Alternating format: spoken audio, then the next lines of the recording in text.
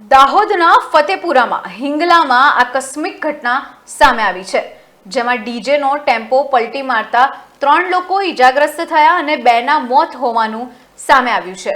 ત્યારે વાત કરીએ કે દાહોદના ફતેપુરાના મળતી માહિતી પ્રમાણે આગળનો જે આકસ્મિક ઘટના બની છે ત્યારે ડીજેનો ટેમ્પો પલટી મારી ચૂક્યો છે।